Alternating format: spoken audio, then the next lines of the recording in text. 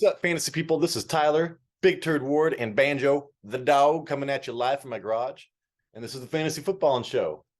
Today's episode, Week 13, last second fantasy factoids. So this is all the information I've accumulated over like the past 24 hours. And I'm just going to, list it. This could help your fantasy team, or this might hurt your fantasy team. But you do need to pay attention. And afterwards, I'm doing this like at 8 o'clock right now. I will, as news pops up, I will comment underneath this. Also, if you have any start-sit questions or whatever, I should be around. So, don't be afraid to ask questions so you can blame somebody else on, not working out later. That's what I do. No, I listen to myself and then I blame myself later. It's a vicious cycle. It's terrible. So anyways, I've been out in the garage for like 2 hours because my house has 2 bedrooms and there's a hungover woman in each one. And guess what? I've got one living room. There's a hungover woman in there too. So I've got nowhere to do this kind of stuff. This is terrible.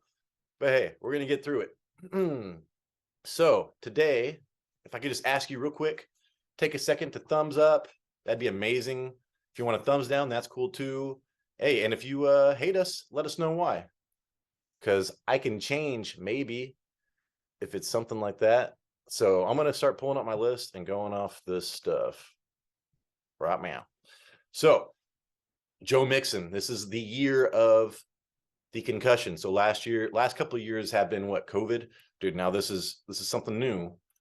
It's another wrinkle in fantasy football. So people are staying out for concussions a lot longer. And people aren't really making a big deal out of this right now, but just wait till the playoffs start, dude. Like, sorry, Banjo's all mad at me because there's a ball around here somewhere. But just wait till the playoffs start and somebody gets a concussion and can't go the next week, dude. People are going to flip out. So I don't expect this to be a long-term thing. But it will happen. So anyways, Joe Mixon is not expected to play. He is not officially clear. And that's the way it's trending. Samaje Perine will be a top 10 running back in all formats. So I'm going against Jason this week. He drafted Joe Mixon, I think, first or second round, high second round, I think. And I went to go pick up Samaje Perine, as soon as I heard this. I think it was like a couple of days ago when I was hearing about this. I thought for sure he was going to clear concussion protocol, but no. And Jason already has him. So guess what, dude? I'm going against him. I expect like 90% of Joe Mixon in Samaje Perine.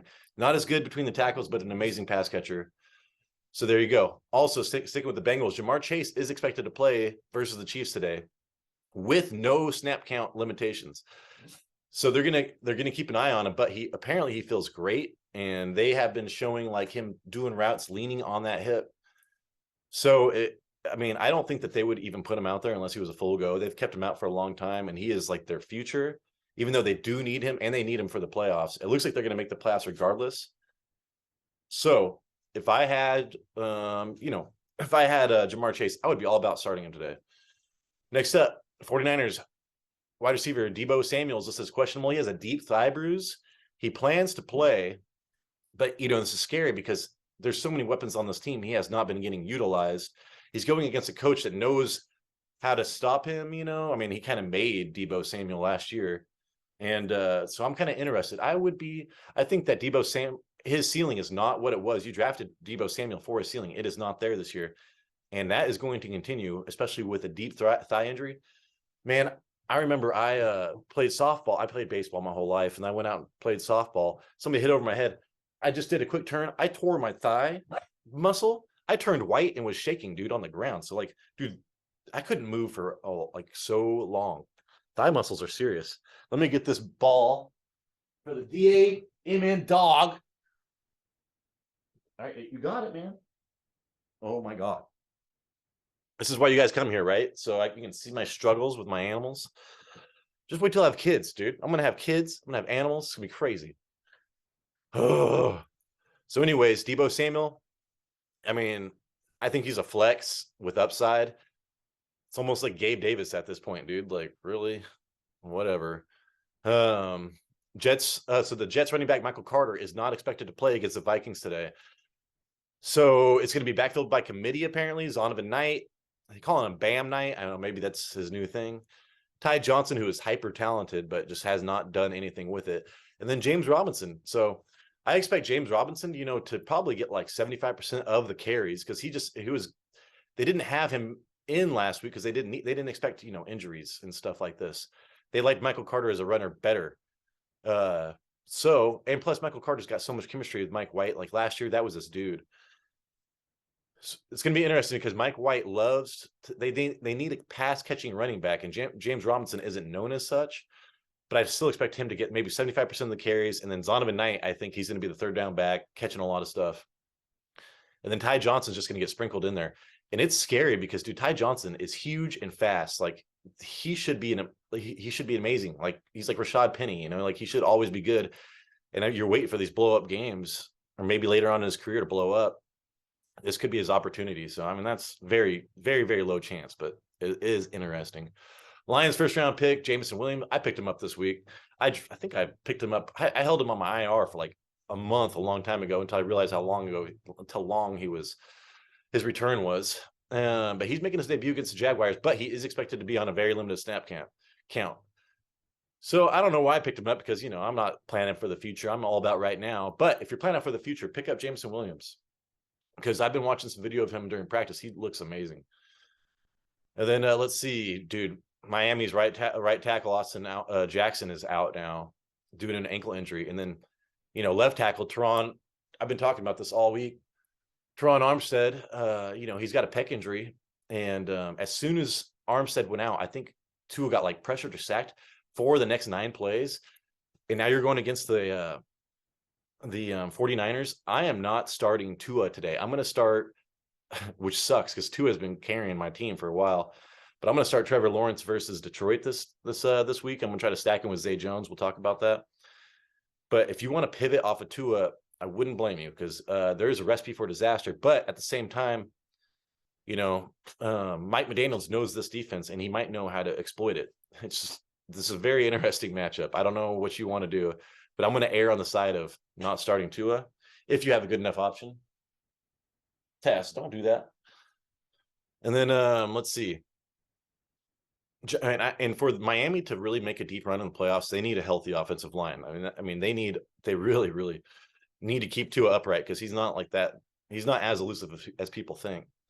And then Giants wide receiver Darius Slayton and Kenny Golladay, both dealing with an illness, are expected to be healthy today. I don't care about Kenny Golladay. I don't think anybody does. But, dude, Darius Slayton, you can always start Darius Slayton. I mean, he's better. He's been better than, you know, the guys I drafted in 3rd, 4th round for the most part all year. And plus, I mean, we kept on talking about this, but God, dude, Wan'Dale Robinson's out on IR still, so he was the target hog on that offense. And let's see, Raiders running back Josh Jacobs will work through pregame, so it sucks. I mean, he won you that week last week, but now you might suffer a bad game this week, limited maybe. But if he plays, dude, you got to go with it. There might be an overtime game, and he might get another long touchdown, because that's just been the way it's been going for him this year.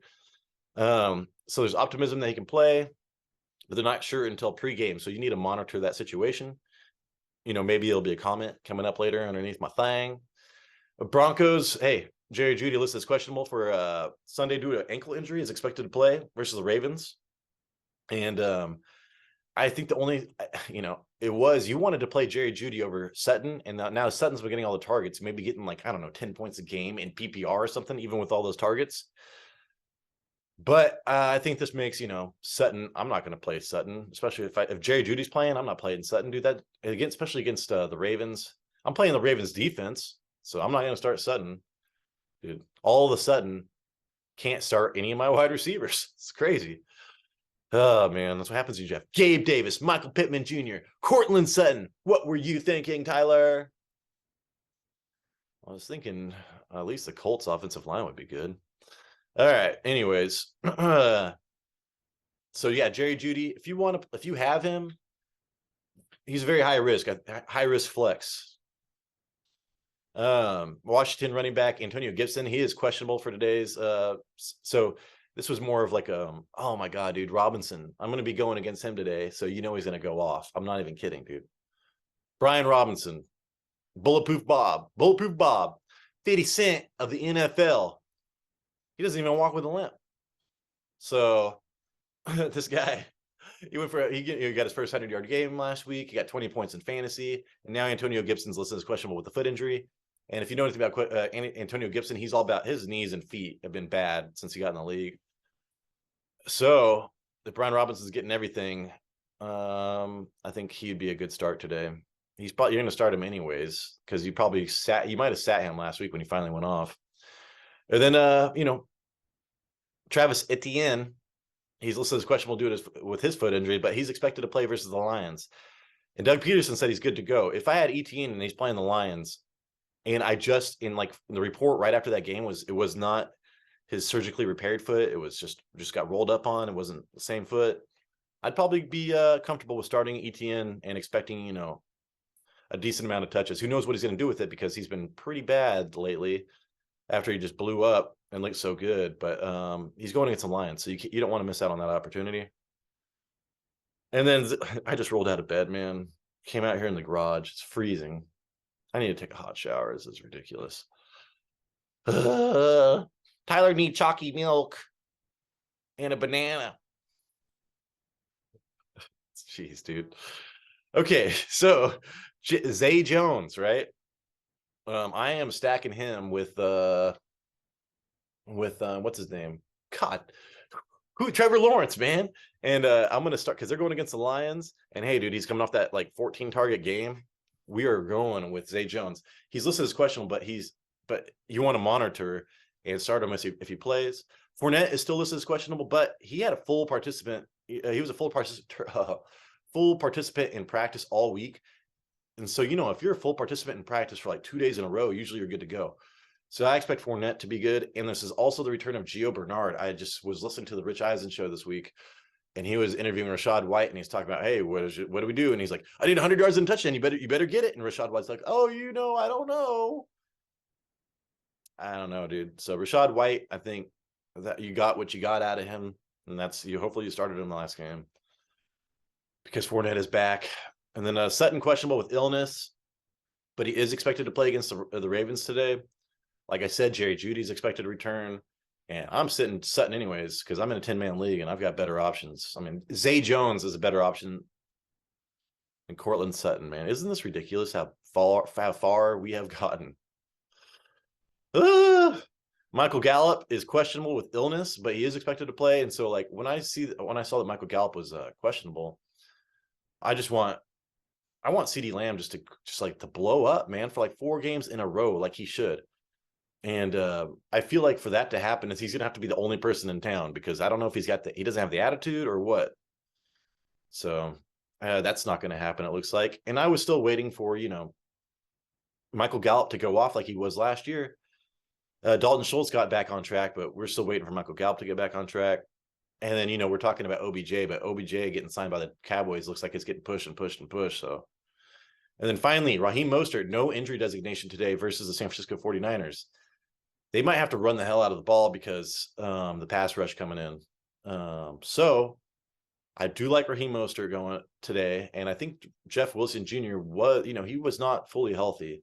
So there's probably going to be more of a true 50-50 time split again today. I do like Rahemm Mostert. Anyways, thank you so much for watching to the end of this. I'm going to try to get this out right now and start monitoring the information. So good luck today, and I will talk to you later.